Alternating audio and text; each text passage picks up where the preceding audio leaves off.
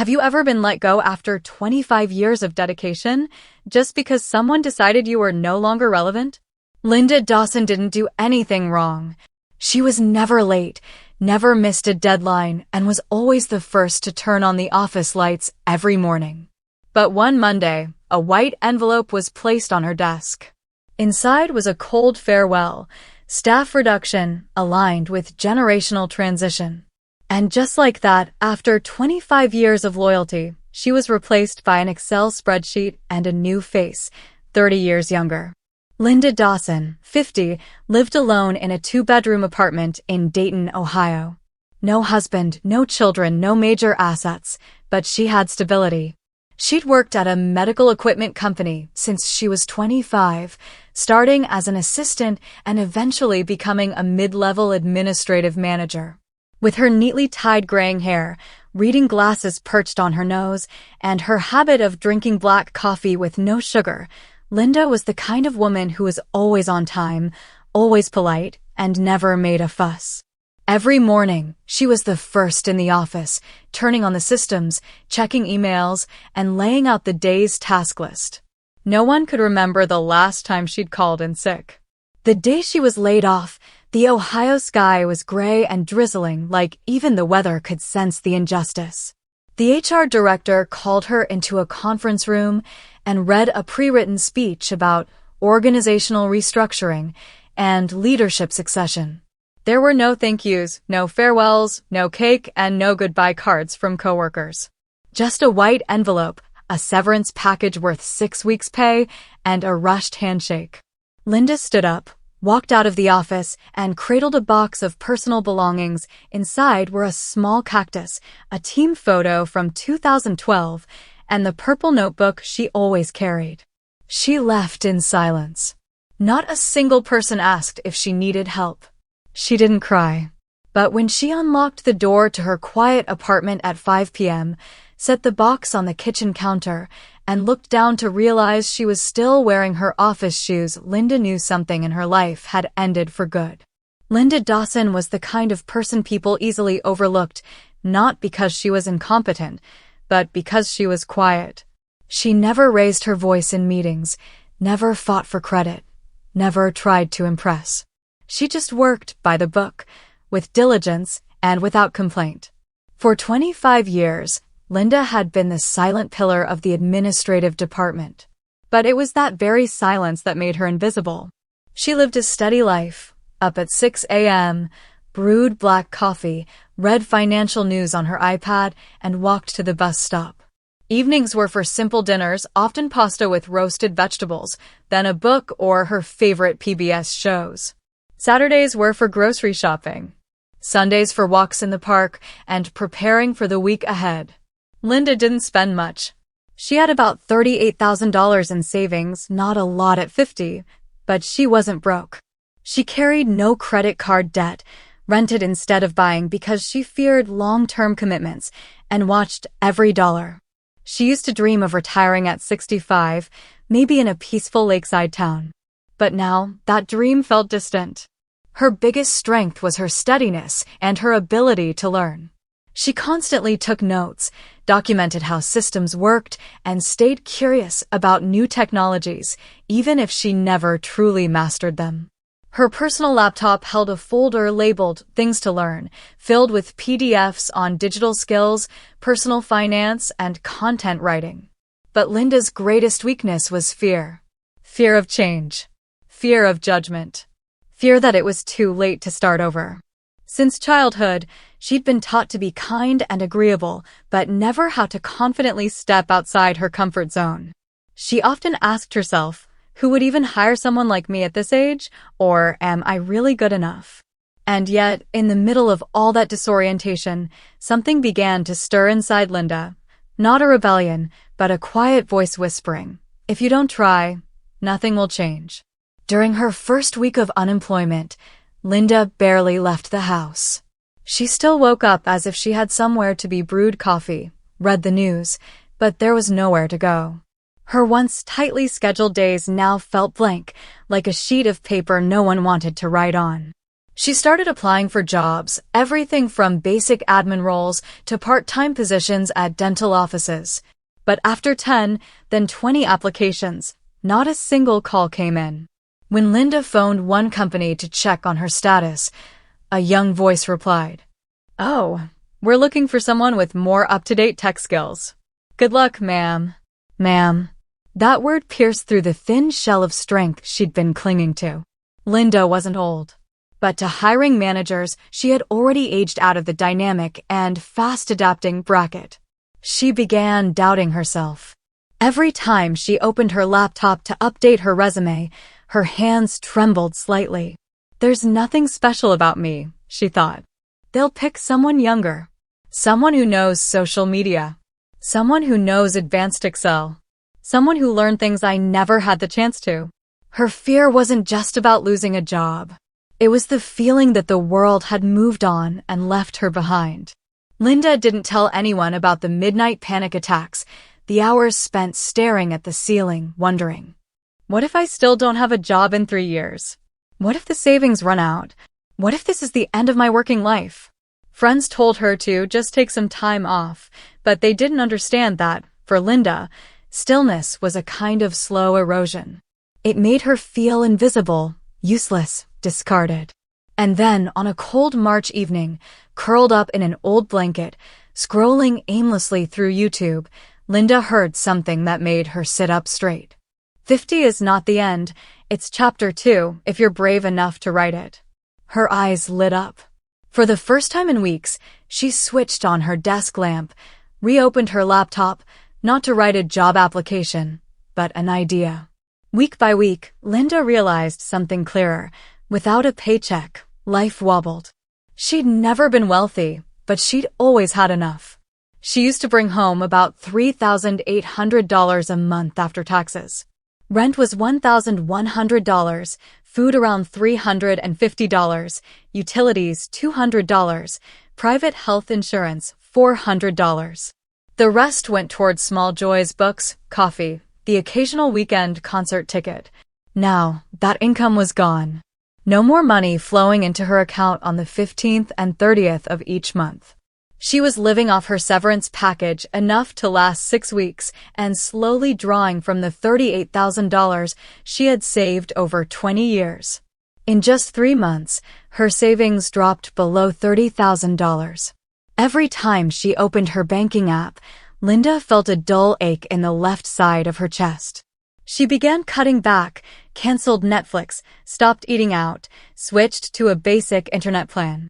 Instead of shopping like before, she learned to hunt for deals, penciling in sales on supermarket flyers. Then came a bigger blow. Her health insurance sent a notice. Since she was no longer employed full-time, she'd have to switch to an individual plan almost double the cost. $750 a month. Linda was stunned. She searched for cheaper options, but with her history of high blood pressure and poor eyesight, there were none. She was hemorrhaging financially, with no way to stop the bleeding. One night, after paying $112 for a small box of prescription meds at the local pharmacy, Linda sat quietly on a park bench, holding the paper bag in her hands. She watched younger people jog past, earbuds in, laughing, chatting, and thought to herself, do they even know that one day they might sit here too, like me, holding a bag of medicine and staring into an uncertain future? Linda had never imagined that losing her job would unravel the financial foundation she trusted so completely. For 25 years, she believed in stability, that if you worked hard, saved diligently, and didn't live recklessly, you'd be safe. But now at 50, she was beginning to understand for the first time. Stability is an illusion unless you actively rebuild yourself. If financial pain could be measured in numbers, the quiet loneliness in her heart was harder to quantify. Linda hadn't told her friends she'd lost her job, partly out of shame, partly because, honestly, there wasn't anyone she would call first anymore. For years, work had been her only real social connection. Conversations at the coffee machine, team meetings, that was her rhythm of social life. No husband, no children, just a few close friends who had slowly drifted away, busy with kids, families, or had moved to other states. At first, she told herself, "This is just temporary. I'll be fine." But day by day, the silence in her small apartment thickened. She spoke to no one except the cashier at the corner store. No one called to check in. She began to avoid mirrors, not wanting to see the tired version of herself, graying roots, dark circles from sleepless nights, her posture slouched as if she carried an invisible burden. Many nights, Linda curled up on the couch with the TV on for background noise, not really watching. Once, in the middle of the night, she woke in a panic, heart racing, breath shallow. She thought she was having a heart attack, but the doctor said it was anxiety. One day, scrolling through social media, she saw a photo posted by a former coworker on vacation at the beach, captioned, "After years of dedication, finally getting what I deserve." Linda shut off her phone immediately. The feeling of being left behind wasn't just a feeling anymore, it was a fact. She started to question everything she had once believed in. Is hard work ever enough? Does being kind mean being weak? Have I lived too passively? And the most painful question of all, if I disappeared, would anyone even notice? That was rock bottom. The place where she couldn't see a future, but also couldn't bring herself to give up. In the middle of it all, one thing held her back from falling further. A vague, fragile sense that, if she didn't keep going, no one else could do it for her. And maybe, just maybe, that was enough to start something new. One rainy Saturday afternoon, Linda opened an old drawer looking for an umbrella. Instead, she stumbled across a box of old papers she hadn't touched in years. Inside was a photo of her mother, who had passed away 6 years earlier from a stroke, and a handwritten letter never sent. The purple ink was still clear. "Mom, I don't know if I'm living the life you wanted for me." She had written that at 37, torn between leaving her admin job to pursue art, but ultimately choosing the safer path. Linda let out a small laugh, but tears fell anyway. "How many times have I put dreams on hold, thinking I'd have time later? And then later never came." Underneath the letter were a few rough sketches, pencil drawings of a park, the corner of a coffee shop, and an unfinished portrait of herself. Linda had studied art for 2 years before switching majors. She was good, even won a small award at a local gallery once. But then her father got sick, her mother had to pick up extra shifts, and Linda chose the practical path, becoming an office assistant. She never blamed anyone. But in those years, she had abandoned herself. Looking back now, Linda realized that for 2 decades, she had been the one filling in the gaps, at work, in her family, in her friends' lives, but never once stopped to ask, what about the gaps inside me?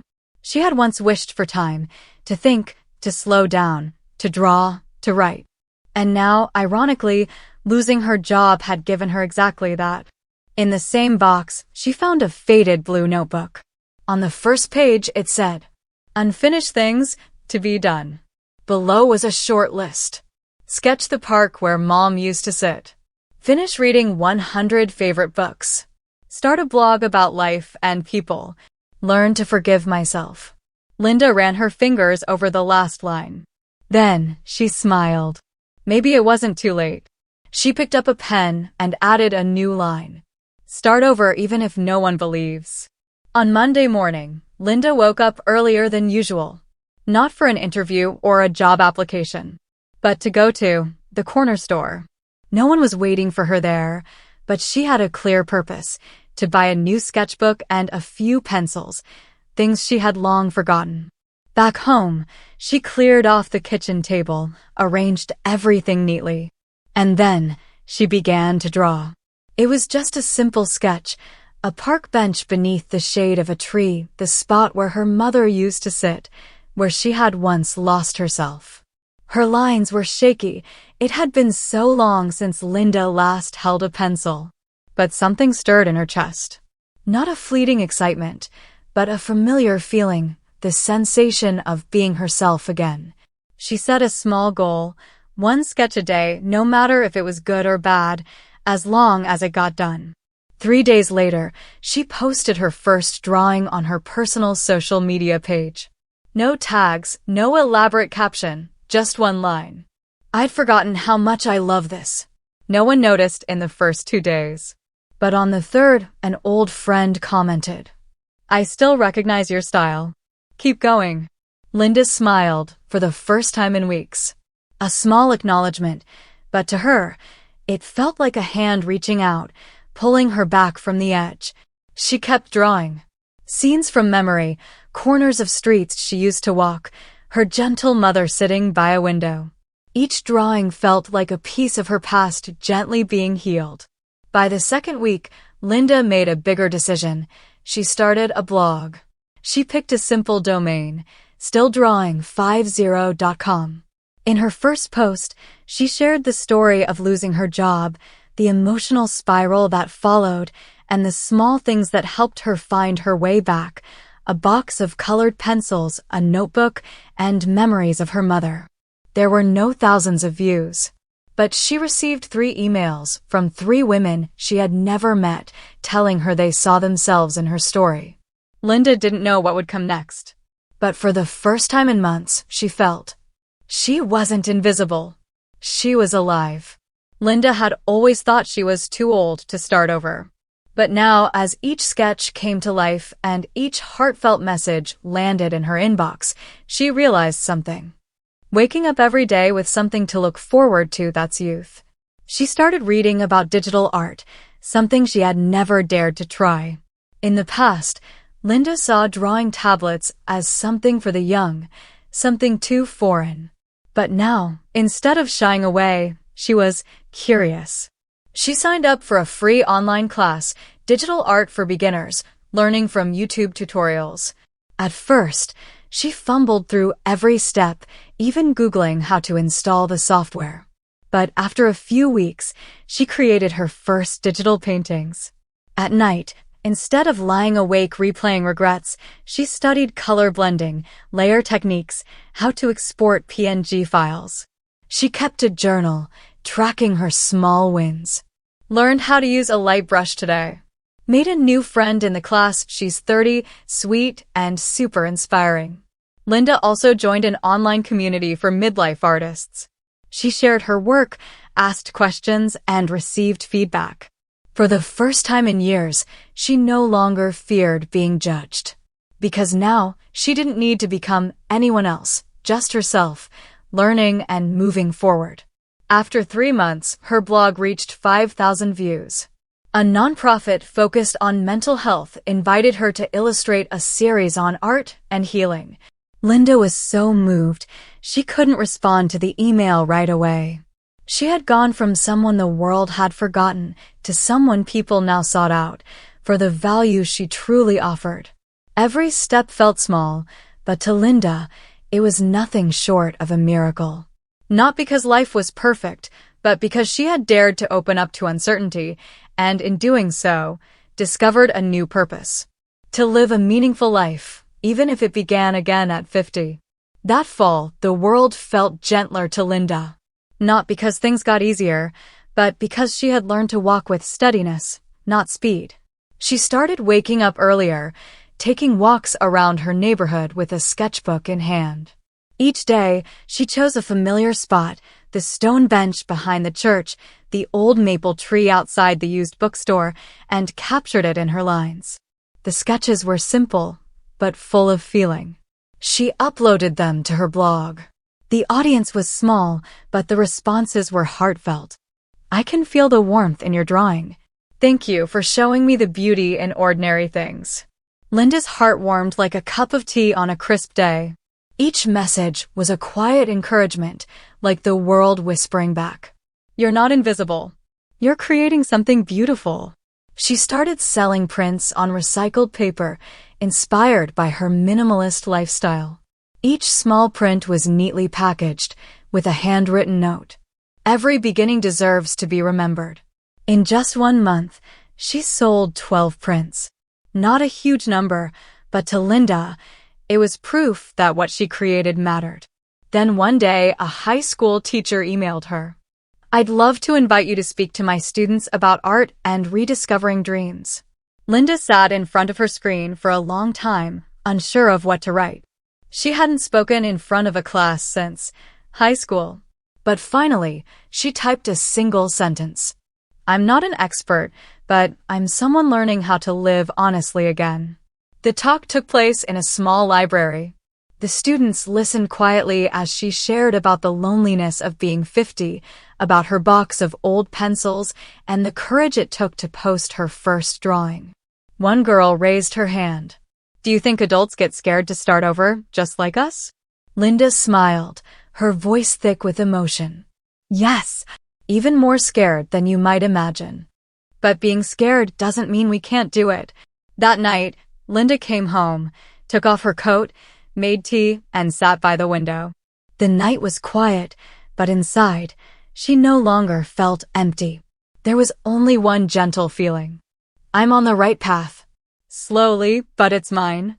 Just when Linda felt like she was finally getting a handle on life, a storm hit out of nowhere. One winter morning, while she was sketching at her favorite cafe, her phone rang. A woman she didn't know, with a voice she didn't recognize, was on the other end. But the news the woman brought was anything but unfamiliar. "You're the one whose name is on the lease for the storefront on Elm Street, right?" Linda nodded in panic, but almost immediately realized she'd never signed any lease for a storefront. "You've been scammed," the woman continued. "An investment group rented the space under your name to open a gallery. They defaulted on the lease, and now you're the one being sued for breach of contract." Linda felt her head spinning. She tried to stay calm, replaying everything in her mind. Years ago, after her mother passed away, she had rented out a small shop she'd inherited. When the business went under and the shop closed, she thought it was all over. But the lease contract was still technically valid, and now she was being dragged into a lawsuit she hadn't even known existed. The lawsuit threatened not just her finances, but her credibility and all the little steps she'd taken to rebuild her life, her blog, her artwork, her budding opportunities. Suddenly, everything she had created felt like it could vanish. She wasn't young anymore. She didn't have the same patience or energy she had in her 30s. But in that moment, Linda remembered the other crises she had faced, the loss, the fear, the times she had felt completely left behind. "If I've made it through before, why would I give up now?" She took a deep breath, sat down, and started making a plan. First, she contacted a lawyer to understand the details of the lawsuit. Then she spent hours each day reviewing the lease, consulting with financial experts, and finding a way forward. Through those stressful weeks, Linda didn't stop drawing. She kept going, clinging to the small joys her artwork and her followers brought her. She even wrote a blog post. "When life throws you a curveball, remember this: you're not alone, and the most important thing is to never give up." A month passed, and the lawsuit was still unresolved. But Linda managed to reach a settlement with the investment group, one that minimized the damage and helped protect her assets. She didn't win outright, but she saved most of what she had built. It wasn't a sweeping victory, but for Linda, it was a powerful lesson. Life can hit you out of nowhere, but you can overcome it if you stay steady and trust yourself. After the legal storm passed, Linda felt like something inside her had awakened, something she hadn't fully realized before. She wasn't a victim of circumstance. She was in charge of her own story. Though painting and selling prints remained her main source of income, Linda began applying what life had taught her to her work. She wasn't just painting for others anymore. She was also painting her own life, one stroke at a time. She enrolled in courses on art marketing and started working with individual clients. Beyond prints, she began designing products inspired by her art, birthday card sets, home decor collections. Her vision expanded. It wasn't just about selling artwork now, it was about partnerships, opportunities, and impact. She also started attending art exhibitions. Each time she stood before one of her pieces, surrounded by bright lights and admiring eyes, Linda no longer saw herself as a middle-aged woman trying something new. She was an artist. She didn't need to prove anything anymore because she had already reclaimed her life on her own terms. At one exhibition, she met an older man, a well-known art collector. He looked at one of her paintings and said, "Your work isn't just beautiful, it has something rare. It feels like you've painted your life into it." Linda smiled, moved by the sincerity in his voice. She realized she wasn't just creating art, she was channeling her hopes, her failures, and the lessons she'd lived. Every brushstroke was a piece of her rebirth. At the same time, she began engaging with a wider community. Linda connected with other artists, attended workshops, and joined creative networks. She was no longer hesitant. Instead, she learned from the young, the old, and everyone who brought fresh inspiration. She understood now, life is constant change and the key is staying open to it. In the months that followed, Linda's work flourished. Her exhibitions became popular and more clients reached out. Her paintings weren't just hanging in upscale homes, they found their place in cafes, libraries, and hospitals, offering comfort and peace to strangers. Linda came to see that no matter how life changed, she could always begin again, keep learning, keep growing. Life wasn't a destination, it was an ever-shifting journey.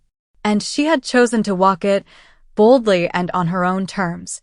Success came slowly, but not in the way Linda once imagined. She didn't become an overnight sensation, but her persistence and willingness to evolve brought results beyond anything she had dreamed. One spring morning, while tidying up her studio, Linda received a phone call that left her speechless. On the other end was a major art exhibition organizer from New York. They wanted to invite her to an international art fair, where top artists from around the world would showcase their work. Linda would have her own booth, a chance to be seen on a global stage. She just stood there, staring at the phone in disbelief. She had dreamed of this moment, but never truly thought it would happen. Once the shock faded, a wave of emotion rushed through her. This was the moment she had longed for, and it was finally here. She began preparing for the exhibition.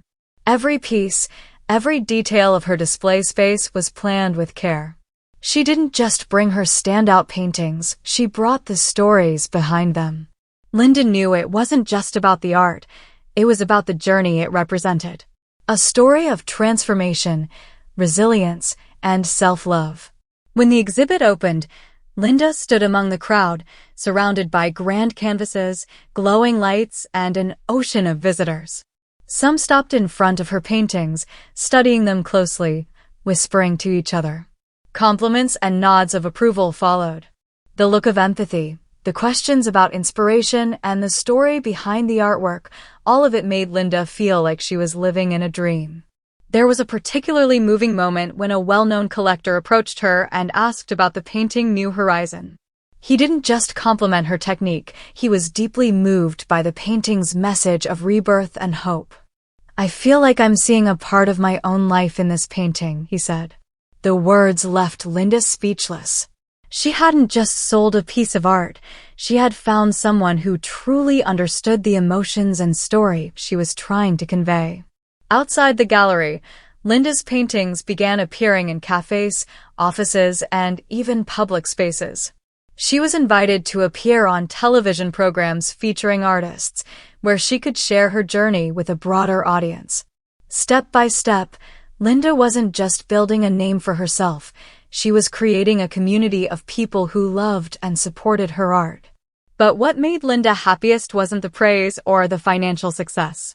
She realized that through each painting, she wasn't just sharing art, she was sharing the most important parts of her life, the hard days, the resilience to push through challenges, and her unwavering belief in change.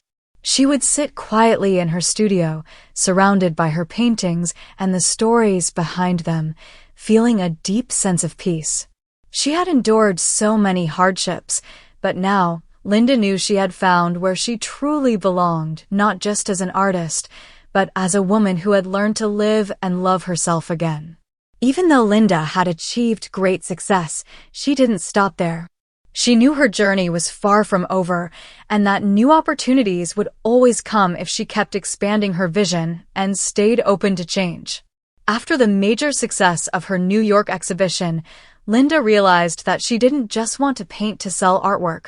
She wanted to create a broader impact, to connect with the community and inspire people going through the same struggles she once faced. She began thinking about starting a community art project, a space where artists could share their work and their stories, especially middle-aged and older artists who were often overlooked by society. The project wouldn't just be a space to display art. Linda envisioned an environment that would support artists facing life's challenges, people like herself who needed a second chance to reconnect with their passion and dreams. She started meeting with nonprofit organizations, arts foundations, and community groups to find funding and grow the project. One day, during a conversation with a group of potential donors, someone asked, "Linda, have you ever thought about sharing your story with a wider audience? You've inspired so many around you, and we believe your story could help people who are struggling to believe in themselves again." Linda smiled, struck by the importance of the question. She knew her journey wasn't just about transforming her own life. It was about sharing those lessons with others. This wasn't just about art. It was about life, resilience, and owning one's future. After that meeting, Linda decided to write a book about her journey, from hitting rock bottom to rediscovering her confidence and launching a new career. She began writing in the evenings, when emotions flowed freely. She wrote about the pain, the losses, but more importantly, she wrote about how she learned to rise again, how she found her passion and the strength to change her life. The book didn't just get published. It quickly became a source of inspiration for anyone seeking a fresh start. Linda began receiving invitations from organizations, schools, and companies to speak about her journey. She no longer felt like just an artist. She had become someone who could help others overcome hardship and find their own paths forward. Her community art project also continued to grow, with more artists joining and more support from institutions. Linda was no longer simply someone who painted. She became a leader in a movement, a source of inspiration to those around her. She would sometimes sit quietly again, looking out the window of her studio as spring sunlight streamed across her paintings. Her life had changed, not just financially, but spiritually. She had rediscovered her passion, and more than that, she had found a greater purpose, the power to transform not only her own life, but the lives of others. Linda knew life would continue to bring new challenges, but she now had the strength to face whatever came her way. Each day was a new chance to make a difference, and she was ready to embrace everything the future held. Looking back on everything she had been through, Linda realized that it wasn't success or fame that mattered most. What truly mattered was the peace she had found within herself, and she had discovered that through the process of change and taking control of her life. She was no longer the woman who feared the future or second-guessed her choices. She had learned to accept failure and challenges as part of her journey. She understood now that life is always changing, and how we respond to that change is what shapes our destiny. Linda now felt not only professionally fulfilled, but personally at peace. Whether it was meeting with young artists, attending exhibitions, or simply spending quiet mornings painting in her studio, every moment brought her a sense of meaning. One of the most profound moments was when she returned to her hometown. Standing in front of the old house where she once lived and faced so many hardships, she didn't feel regret or sadness. She felt gratitude. Grateful for the tough days that had taught her resilience, self-worth, and the true value of life. She took time to walk the familiar village paths, reconnecting with old friends. Everyone was surprised and impressed by what Linda had accomplished. But for Linda, it didn't matter how others saw her. What mattered was that she had learned to stand tall and take charge of her life. She looked at the painting New Horizon, which she had created during those early days of starting over. That painting wasn't just a piece of art anymore. It had become a symbol of her journey back to herself. It reminded her of what truly matters in life: self-love, relentless perseverance, and the belief in new beginnings. Linda knew her journey was far from over. Each day was a new opportunity for her to keep growing, learning, and sharing the values she had discovered with the world. But now she no longer felt the stress or anxiety over things beyond her control. She had found peace within herself, in the way she faced challenges, and in the quiet joy of watching her life slowly blossom into something beautiful. As she looked out the window on a calm morning, her heart overflowed with gratitude. She no longer felt the need to prove anything to anyone. She had lived and loved this life on her own terms. Looking back on the long road she had traveled, Linda realized that while others may see her as a successful artist, it was the life lessons she'd learned along the way that were her greatest treasures. She had come to understand that life isn't a race. It's a journey where every step brings growth, self-discovery, and the power to take control of your own story. One of the most important lessons Linda had learned was to be patient with herself. In the past, when faced with failure and loss, she would question whether she had the strength to keep going. But now she understood that every stage of life carries its own value. Things wouldn't always go according to plan, and those were the moments that taught us how to adapt, how to learn from setbacks, and how to grow through them. Don't be afraid of change that had become one of Linda's mantras. In the past, losing her job felt like losing everything. But that very change had opened doors she never imagined, helping her rediscover her passion and unlock a new kind of strength. Change, though often unsettling, was really an invitation to be reborn, to uncover parts of ourselves we never knew existed. She had also realized that life didn't have to follow a rigid, pre-written script. There was a time when Linda believed she needed big achievements to prove her worth. But now she knew that true value doesn't come from titles or success metrics. It comes from living a meaningful life, from learning to love and care for yourself, and from being able to spark positive change in others. The small moments, the new friends she met, the quiet afternoons spent painting in solitude brought her a peace she had long yearned for. Lessons in patience, acceptance, and embracing change had not only helped her rebuild her career, but had taught her to love herself more deeply than ever before. Linda looked toward the future with a sense of quiet confidence, not because she had accomplished everything, but because she had learned how to live a meaningful life. For her, happiness was no longer a distant destination.